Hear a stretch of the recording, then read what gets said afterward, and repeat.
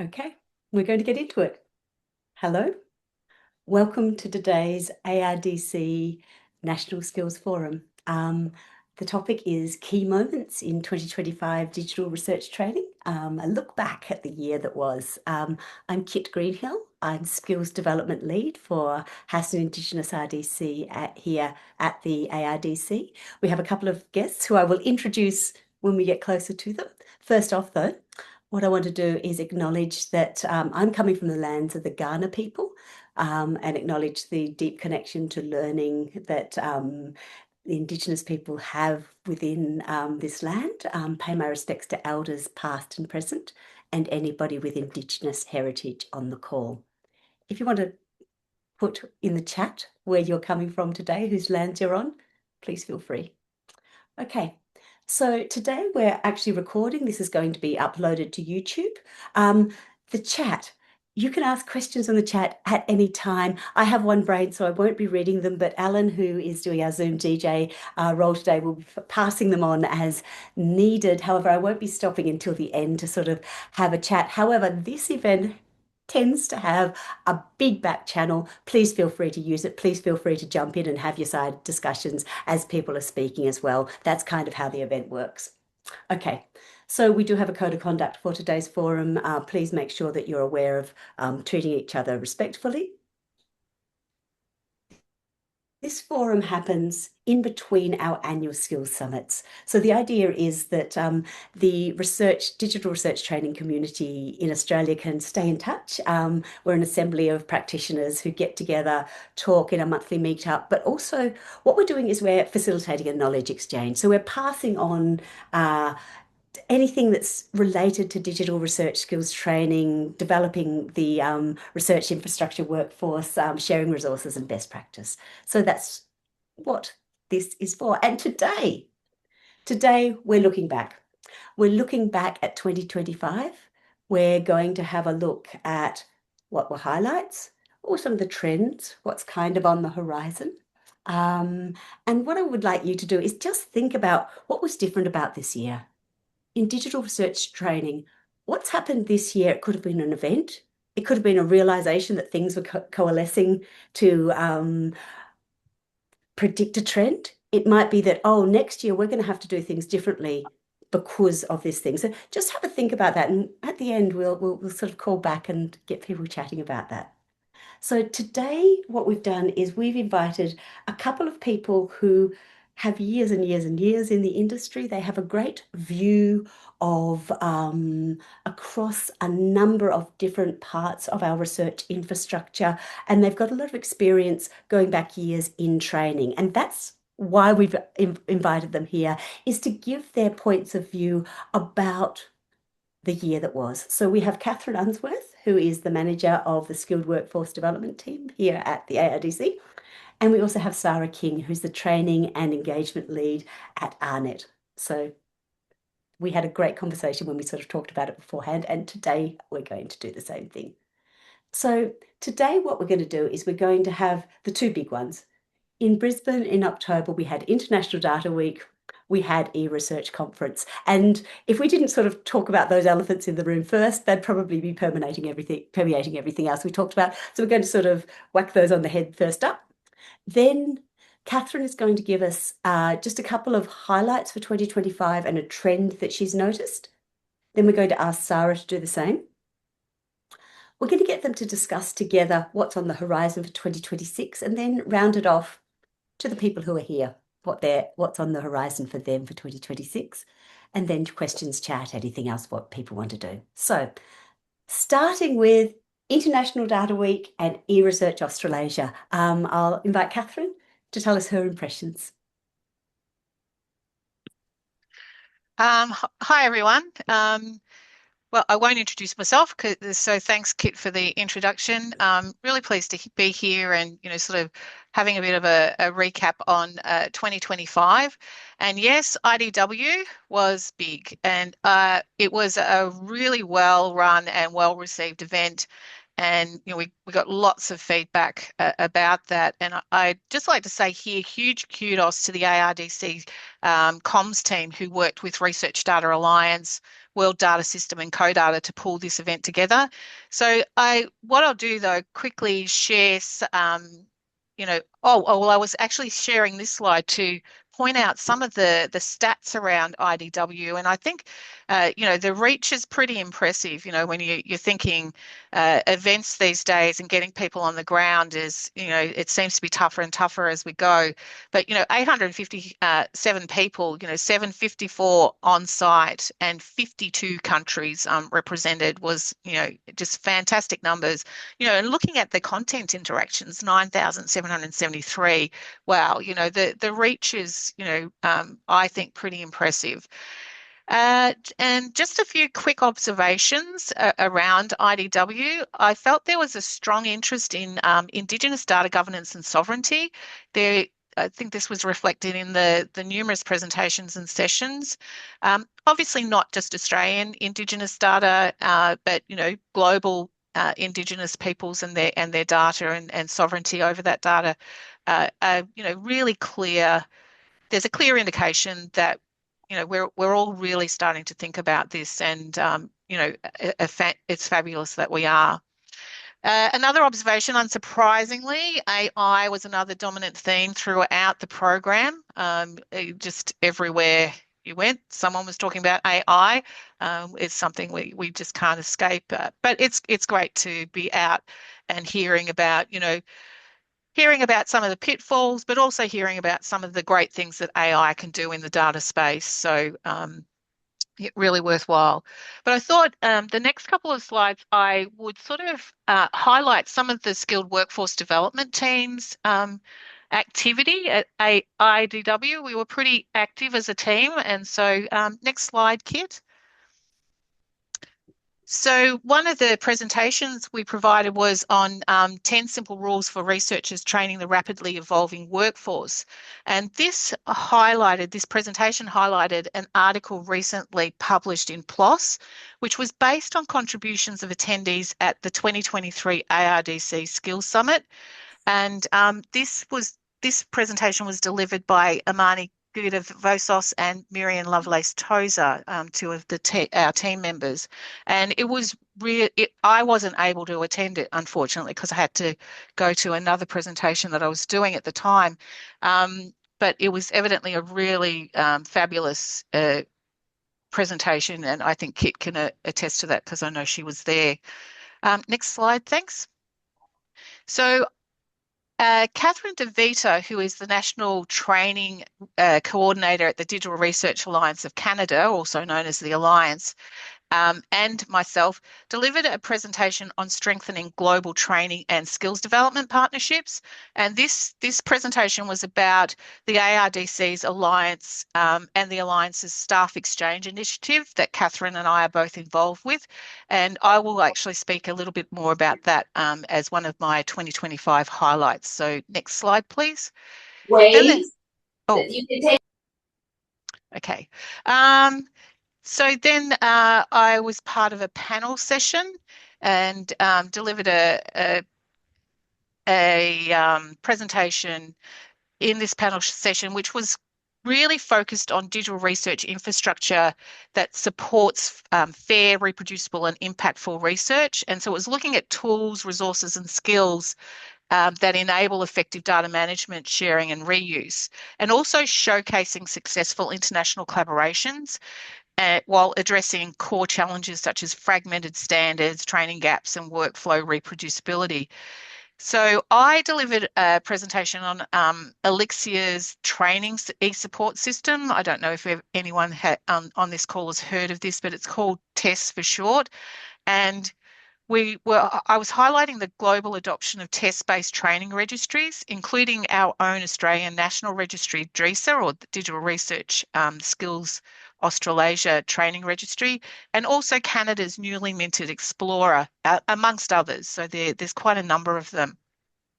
Other initiatives showcased in this panel session were the Data Stewardship Wizard, so the data management planning tool, Fair Sharing, and Workflow Hub, which is one of the platforms that Australian Biocommons actually stand up for their researchers and bioinformaticians.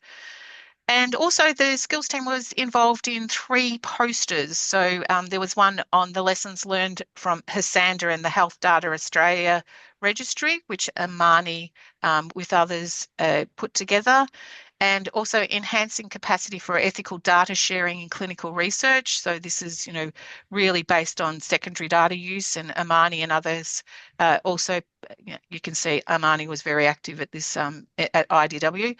And the data education for HAS researchers, so designed for learner empowerment at summer schools. And that was Kit and Adeline who were involved in that.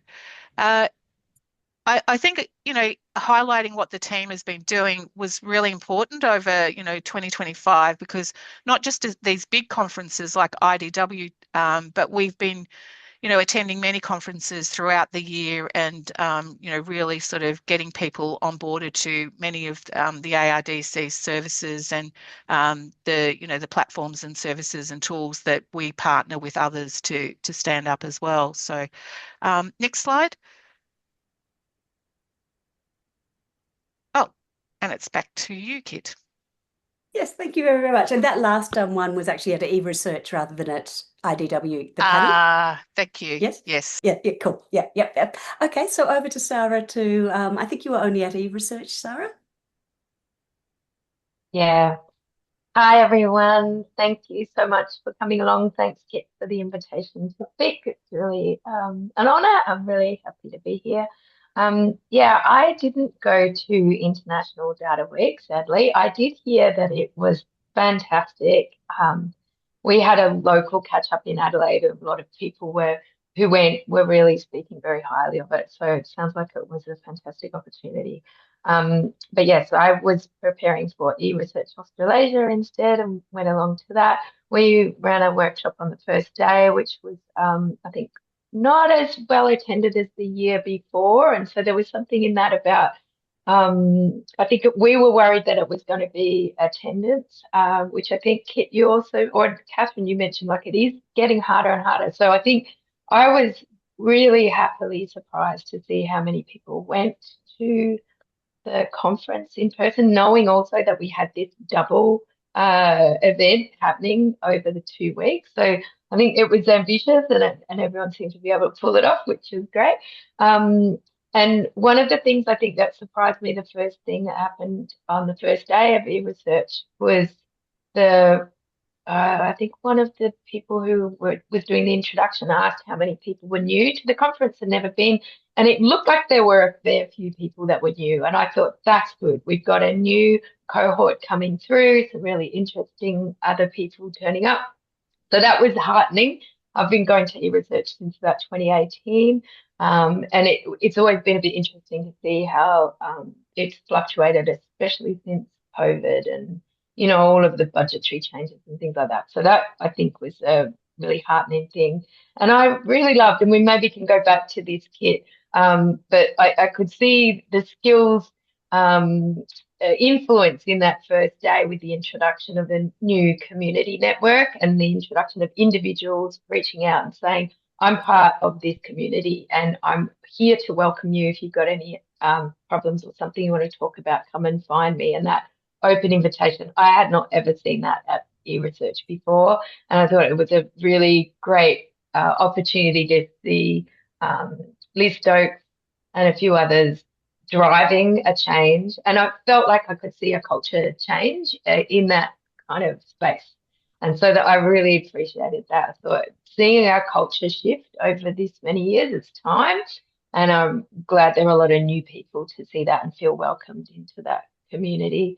I was part of a few BOFs around the skills question over the few days of the conference. And I was also really happy to see, because it's so hard to predict, right, how many people are going to turn up. You don't sell tickets to a BOF.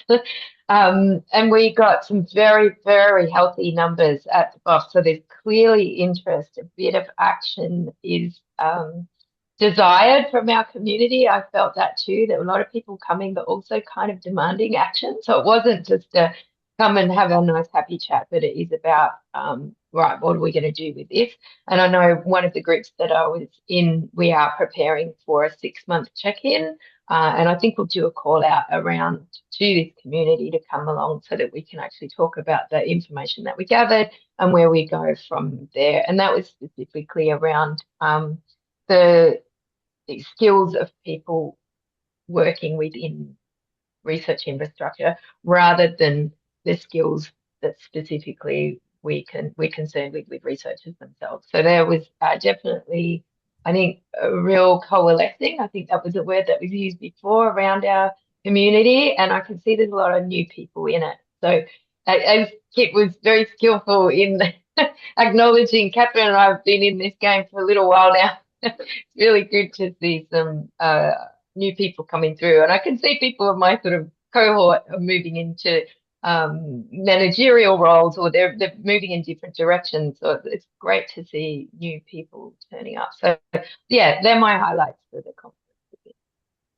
Thank you very, very much. And we'll no doubt call back to those when we're sort of looking further along with what we're talking about. So next, what I'm going to do is invite Kathryn to just give us a couple of highlights and a trend. And she's already told me that she's going to.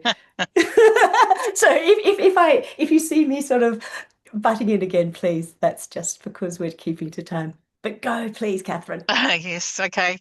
Okay, so I think one of the most rewarding aspects of my work this year has been in the involvement in driving stronger global connections and forming partnerships focused on skills development and training. Around the world, we see that skills are far more critical than ever. So by collaborating across regions and organisations, we have the opportunity to create skills development initiatives that are inclusive, scalable, and also sustainable. So today I'll share a high-level overview of the staff exchange pilot between the ARDC and the Alliance, which I think is a really good example of partnership in action. And through this exchange, we're sharing knowledge, resources, and fresh ideas to strengthen the digital research skills our research communities need, while also deepening collaboration and the learning between our two organisations. Next skill. There you go. Next slide. Thanks, Kit. So this one is really about the exchange structure and timeline, and the timeline there you can see on the right-hand side of the slide. So the partnership lasts for 2 years. So it started in January 2025 and it'll conclude in December 2026. And it's really about that, sort of bilateral collaboration specifically on skills development and training. And where both of us have a number of initiatives. We engage with various stakeholders, so we're sort of sharing information on both of those areas. Best practice as well is part of all of this, and we've decided to collaborate on 2 shared priority areas. Next slide, please, Kit. So through our current exchange arrangement, both the ARDC and the Alliance are working to improve how training is discovered and accessed. And so we're looking to refine our respective national training registries. So DRESA, or the Digital Research, I think I've voiced the acronym before, but and also Explorer. So alongside this, we're focusing on strengthening the broader training ecosystem through the development of digital research infrastructure user personas, tailoring learner pathways, and looking at competency models that we can align to those personas as well. As our organisations continue to evolve to meet emerging digital research needs, and particularly, once again, things like AI, these priorities may shift, particularly for the Canadians, because there's a big funding rollout at the moment for AI, because AI and data have become incredibly important to the Canadians, particularly sovereignty over data, given the current situation with the US. So this is becoming a priority for them. So our priorities as part of the pilot may shift as a result of that. And, we'll just adapt and pivot to any new opportunities that come our way. But we're planning the next exchange in Canada, and that's likely to coincide with their Digital Research Infrastructure Connect conference. And so I attended that conference this year in Montreal, and I'll attend it somewhere in Canada next year. So it will be a wonderful experience, as the previous one was. So I'll move on quickly, if I can, to the next slide. This is about my second highlight, and this is about our ARDC Skills Framework. And there on the slide, you can see the 6 components of the framework. But I have to say there's a lot more work to be done here with the framework. It's currently needs, it needs ways in which we can more easily implement it. And so I'm hoping to see some of this work happening across 2026 and interconnected with what others are doing with their own skills frameworks, which I'll touch more on as part of what's trending in 2025 in the next few slides. And this is where I'm going to go over, because I've kind of really got dug into this. So looking at skills frameworks more broadly, sorry, Kit, I didn't say next slide. So with rapid advances in digital technologies and AI, transforming, as we can see right in front of us, research practices, creating significant gaps across the sector. We need to, the skills needs are changing very rapidly here. So for digital research infrastructure providers, skills frameworks are becoming essential to guide upskilling and reskilling, to support competency mapping and inform workforce planning. So these frameworks help identify the skills researchers need to effectively use national infrastructure and enable providers to design targeted training and engagement strategies. So I'm predicting that this trend will continue, but with the hope that we start to see more joined up effort emerging rather than the current ad hoc approaches. Next slide, thanks. So as part of this, I've been watching Jobs and Skills Australia, because they are currently working with representatives from government, industry, higher education, and the vet sectors in building a national skills taxonomy. And through very significant consultation, one piece of the puzzle has been to develop a definition of what a skill is. I'll let you read that on the screen, while I also point to the report about connecting for impact, aligning productivity, participation and skills.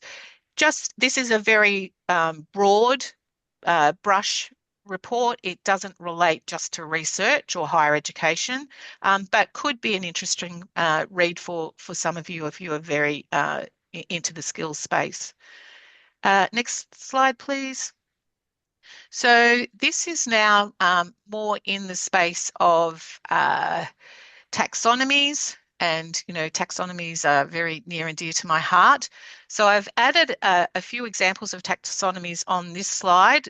One of them is the Jobs and Skills National Skills Taxonomy, which is very domain agnostic. So it's very general right across all industries and sectors. And also the two there are very closely related to the digital research domain skills. So they each have their place and purpose. I could go into a list of benefits here from taxonomies, but I'll stick to the very first one. And if you get a hold of my slides, there'll be a list of others, which is not non-exhaustive though. But they provide a common language for describing skills across roles, teams, and organisations. And just a word on the National Skills Taxonomy. The build of the taxonomy will begin in July 2026. The proof of concept testing is currently underway. So I'm avidly watching that space. Next slide. Thanks, Kit. Sorry. We're seeing now the creation of digital research infrastructure user personas, and it seems to me anyway to be going through the roof. So this will be a big piece of our work with the Canadians through the Alliance, ARDC and Alliance Staff Exchange. But there's a lot of stuff that I feel is lacking in this area. There isn't currently a standard approach to structuring personas, including common metadata and formats, so that personas can then be reused across platforms and registries. There isn't a centralised place to collect and curate these personas, and mechanisms for researchers and stakeholders to contribute and confirm their accuracy aren't there either. plus alignment of global initiatives. So these are just to name a few of the things that, we might sort of look at seeing what we can do in that space in the future. Next slide, thanks. So then there are, the gap analysis mapping that needs to be done as well, and that skills frameworks can help with. And also tools like the ARDC Digital Research Skills Strategy tool, which can play a role in mapping skills and building the foundations for a skills gap analysis. But at minimum, they help create a clear picture of existing capabilities from which gaps can be identified. Next slide, thanks. And then I guess the final piece of the puzzle is developing tailored learning paths for researchers and DRI staff. This is where AI offers enormous potential, not only to design skills pathways, but also to dynamically personalise them based on roles, existing competencies, and also future needs. AI can analyse skills frameworks, map competency levels from aware to expert, and automatically curate relevant training resources from registries like DRESA and Explorer and others. Beyond curation, AI can continuously update pathways as technologies evolve, recommend adaptive learning sequences, and even predict emerging skill requirements to keep our workforce future ready. And some of this work is already happening. I've got Rob in my team who, is working on data spaces, and, he blows my mind away with, some of the things that he's telling me in terms of what AI can do in the skills and training space. So yeah, it's all happening with AI and skills at the moment. And that's me done. Thank you very much, Kathryn. You didn't go too far, so that's good. Oh, that's good. Yeah. So on to Sara and her highlights and a trend that she's seen happening in 2025. So I'm keeping it more brief and casual than Kathryn. I was just having a bit of a reflection. One of the things that I really enjoy about what we do in this sector is the reaching out to HDRs, especially the new ones. And so ResBaz holds a very dear place in my heart. And I feel like ResBaz is making a comeback. It had a little moment in time where, it was starting to be a bit more of a struggle for a lot of campuses and things. But I feel like the ResBaz thing is coming back. There's a lot of good energy around it. So I know that I was in the Queensland one, but there were others around, and it's a really good opportunity, I think, for us as a community to get together, to learn from each other, and to go and see other people's things, what they're doing, but also obviously for the community that we serve. Oh, there you go, Philip, 10th year. That's fantastic. You guys have been really energetic, and it's always a great event. So anyone who hasn't been to or been part of the ResBaz before, can I please recommend that, or do a big shout out to everyone who organises it. A lot of work goes into these, so you can really, really see it. And I feel like the impact on the audience is really worth that effort. And I've always had such great interactions. So really pleased about that. And another, I guess, highlight, or something that's really piqued my curiosity, is the ACRI, the Academy of, someone help me out here, I've forgotten. Collaborative Research Infrastructure. Yeah, so this coming out, I can't tell you a lot of details about it, but I think that is a kind of warms my cockles as well, that this sort of idea of coalescing, that our community has understood that we are good and big and we deserve more than we have. And so having some people around who are championing the thank you for the link, please everyone go and have a look, because I'm a bit vague on it, but I just thought this is a real highlight for me, to see this maturation of digital research groups coming together, to see themselves as something as an entirety, and to be able to help ourselves do better for our people, and to become, I think, a much more appealing or interesting sector in itself for the researchers that we serve. And that will kind of bleed in, I suppose, to what I guess is a kind of a trend. And it is the industry PhDs. So I was having a bit of a look. CSIRO have been in this for a while, and there have been industry-sponsored PhDs, I think, for a little while, but the government has really put a lot of energy into creating a PhD that comes with an expectation of doing an internship in industry. And it's about making this research that the PhDs are doing face into industry. And by industry, it could be government, non-profit, whatever. It's not just manufacturing or engineering. And I've been to a couple of events now through Flinders University where they've sort of taken it to the next level, and they're now offering PhDs with that internship already embedded. So it's not a kind of option, as I think the other PhDs are. This is one where it's actually inside and it's already prearranged, so you know what you're doing and how you're doing it and who you're doing it with. So it's not like I'm doing a PhD, I need to find an intern, a place to do an internship, but it's part of the package. Every single person on the panel at the last event I went to, they're all kind of similar vintage to me, did our PhD sort of in the early 2000s and things, and everyone said the PhD is no longer what it was. And I found that really interesting. I'm a little bit one back, so this may not be news to a lot of you, but I think in terms of skills, what this is an actual expression from the government that we understand that we need people coming out of a PhD that are industry ready and they have that experience, they can apply it. And it's this concept, I think, of win-win-win. So the student gets an experience that's real life, the research matters, and the university gets, employable researchers. It gets funding from the government because it is a funded thing. And the industry gets a skilled person that is going to bring in new knowledge to their organisation. They can kind of preview stuff beforehand. And by industry, also mean us as a digital research infrastructure. So, I think that's kind of exciting. It's interesting. There are way more people coming out with PhDs than the academy will ever be able to hire.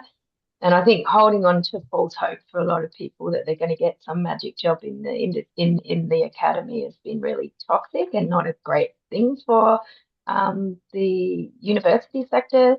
So people going into a PhD understanding that they are heading out into an industrial or a workspace that's not the university, I think is really hopeful when it's a proper thing to do to help out with what has been a pretty tense period in universities, as I'm sure most of you know. And the only other thing, I guess, it's not really a trend, but I think it's something I've observed through watching globally, especially the US, or mainly the US, this year, the kind of bottom falling out of research and especially the DEI part of what a lot of us have been doing for a long time. And I guess my thing is to just really protect it. If you have any warmth or compassion towards your human beings and you really care about diversity and inclusion and whatever you do, this is something we really need to hold dear. And I think we've been seeing something in the US that no one really expected. But there have been quite a few good, interesting pushbacks on that. And the Carpentries, I think, did a really, really interesting thing where they actually said no to some funding so that they could keep their efforts behind DEI. So I feel like that's a highlight as well. Thanks. Thank you very much. So we've got ResBazers and ACRI and DEI and industry PhDs and frameworks and international exchange. So a lot happened in those sections. So now what I want to do is just look forward to the horizon in 2026. Okay, so if we're sense making from all this stuff that has arisen, all this stuff that's happened, what are we going to expect to look out for 2026? And I'll hand it over to Kathryn first.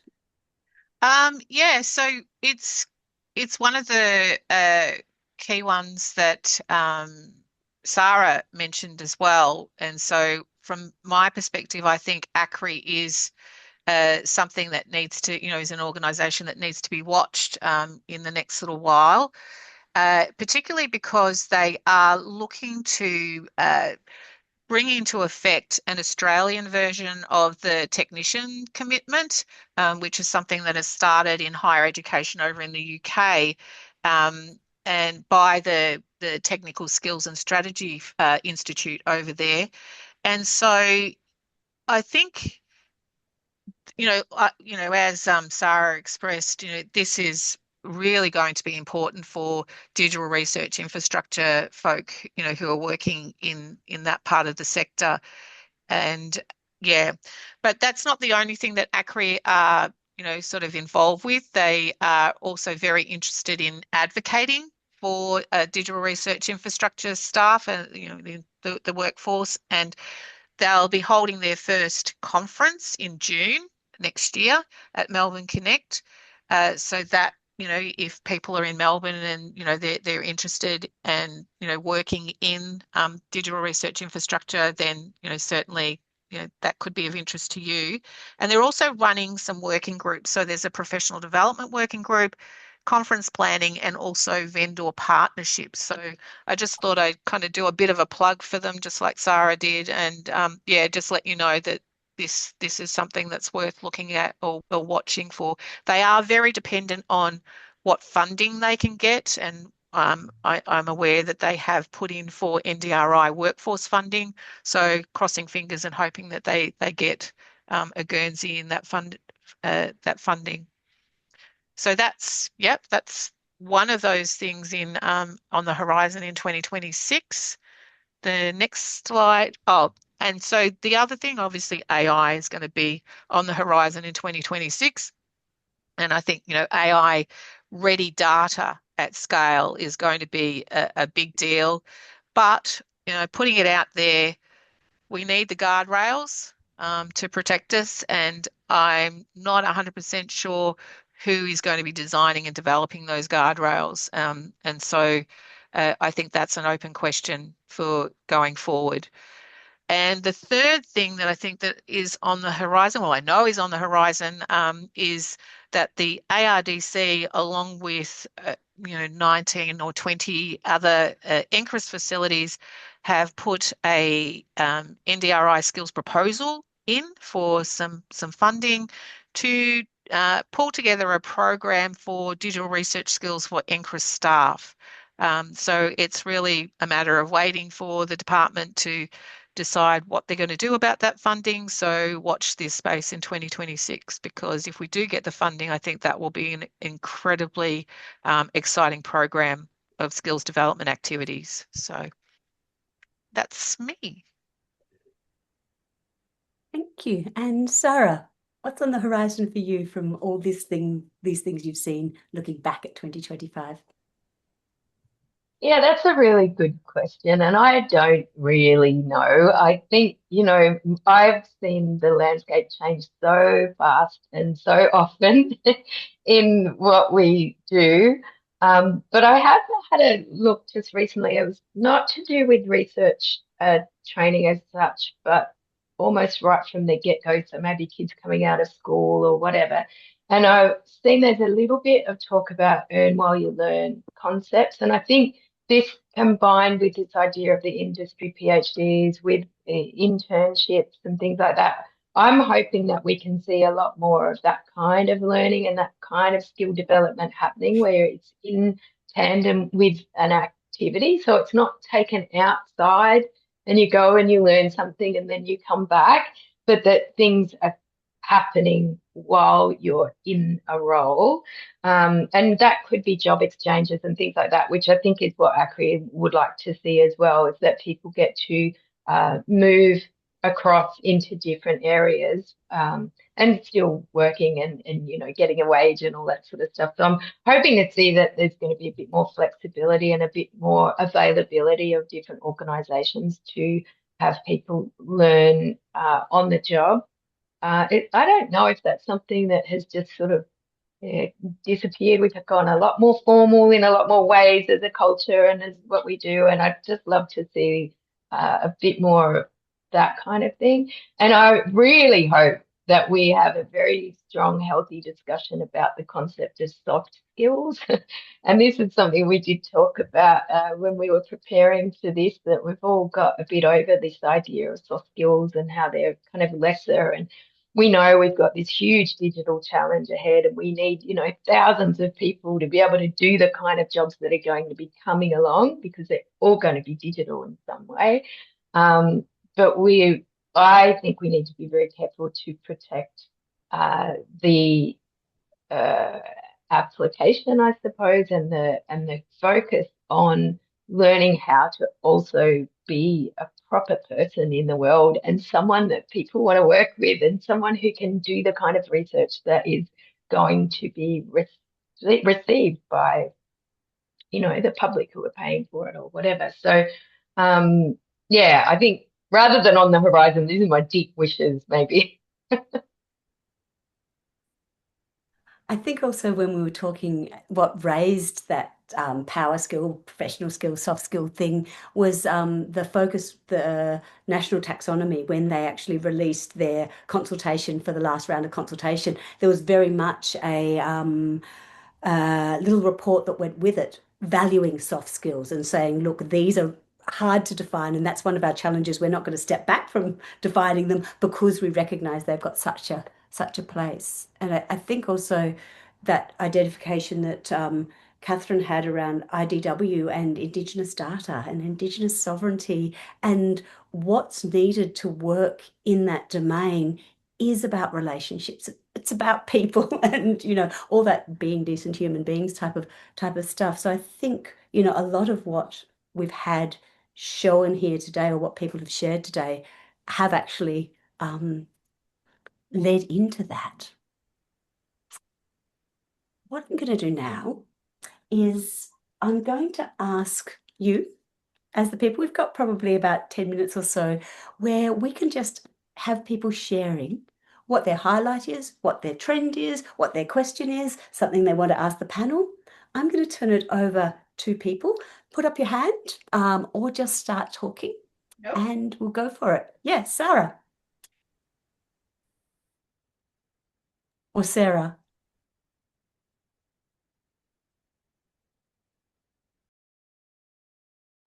Oh, no, I think that was an accident. Mic open. I'm just having a look about the in the questions, and the question, we have a question from Liz about with the ACRI conference that is actually coinciding with Perth and Queensland ResBASs, how we can participate and be represented when all that is happening. Liz, did you want to speak to that?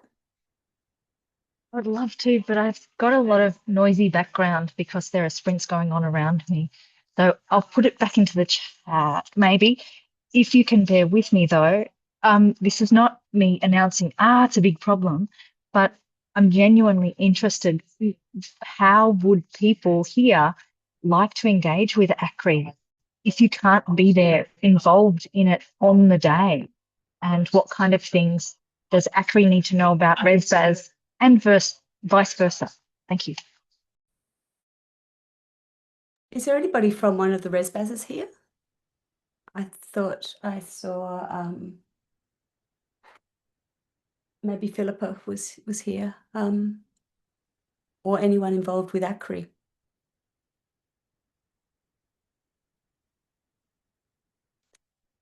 Did anyone go to the NDRI presentation last year? I was listening to it yesterday, and I think they were very much interested in the technicians definitions that were happening in the UK, and actually looking at having almost replicating some of the stuff that Melbourne's doing with their model of not academic, not professional staff, but somewhere in between, that kind of thing. So there seemed to be a lot of a lobbying role that they were maybe suggesting that ACRI or ACRI could coordinate around talking to universities about knowing what we are and that we exist and might have different needs.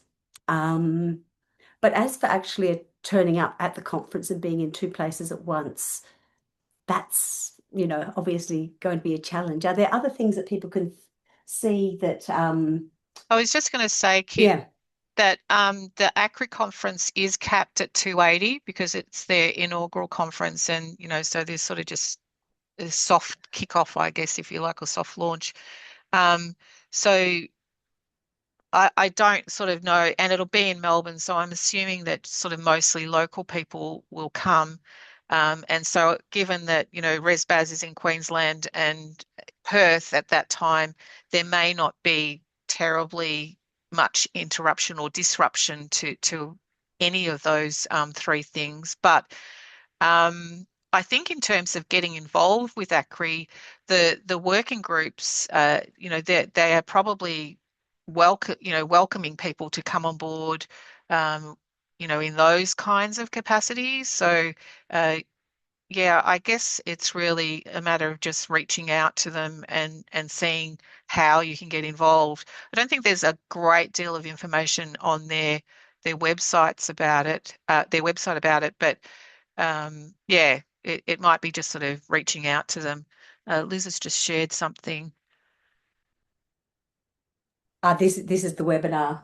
So this is the recording of the webinar. It's certainly worth looking back at. But I got the feeling that it was, hey, we're new. We're going to talk to you on what do you want. And so I think now is the time where we can actually make a difference. I mean, there's not actually a skills specific working group at the moment. Professional development. Professional development. Okay. Yep. So that's of us as a workforce though, rather than as people who actually have a function of training the workforce. So that's sort of something to think about, whether that means that inviting ACRI or encouraging ACRI to actually be involved in ResBazes.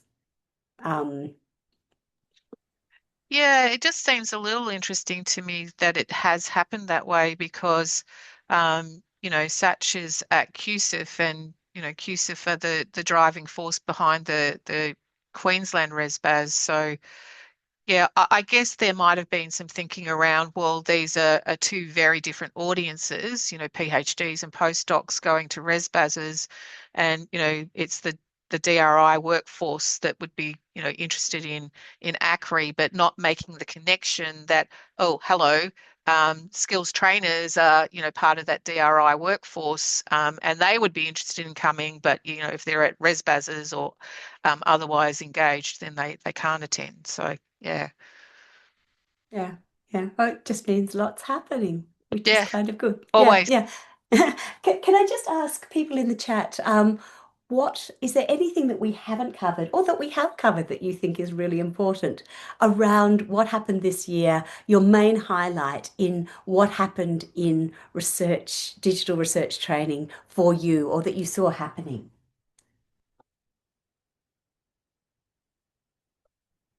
Did other people see the trend towards more of the soft skills? We haven't talked a lot about AI yet. Was there much more of an AI focus than maybe we've reflected on today? Have people just been swamped with trying to cope with AI and sort of felt like they're doing a good job, felt like they're not doing a good job, not sure about what would happen next year?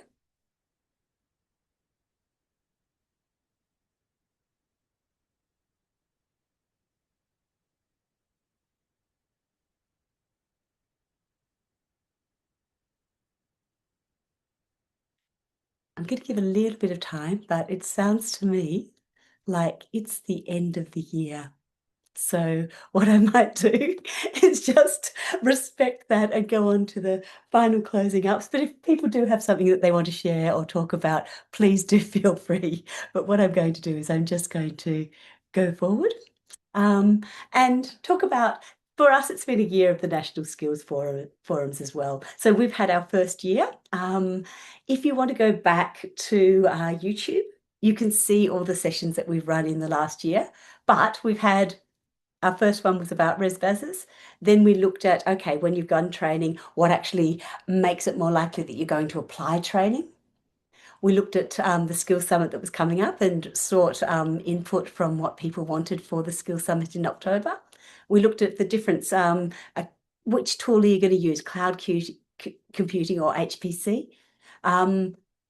Online self-service skills resources.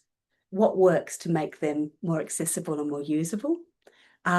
What happens when you need to scale up your training to new audiences that are bigger or more widely delivered? We looked at what was happening around artificial intelligence and machine learning in the digital research space. We asked, if you're not a subject matter expert and you still have to deliver training, what can you do? We did a wrap-up last of the what happened at the Skills Summit, and then full circle down to key moments in 2025. So if you have time, do go back and have a look at some of the sessions that we've run and have a think about next year. I can tell you a bit about next year, which is that we're going to have a break in January. But in February, we're coming back with something that we're really enjoying creating and learning about for the session around universal design, accessible and inclusive training. So we've got some speakers lined up with experience in that area to talk about how you can actually make your digital research training suitable for all learners, just and accessible.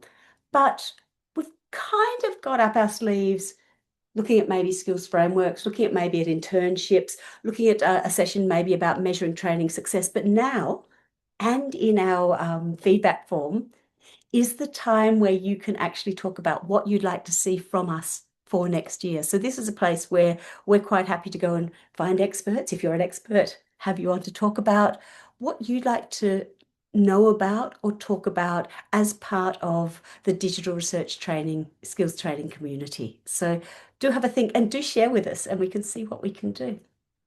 Coming up, if you'd like to register or tell your HDRs or early career researchers, we have the House and Indigenous Research Data Commons Summer School coming up in Ballarat in February.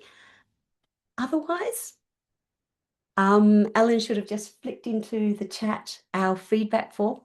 So please do feel free to give feedback about this session, about any sessions you'd like to have.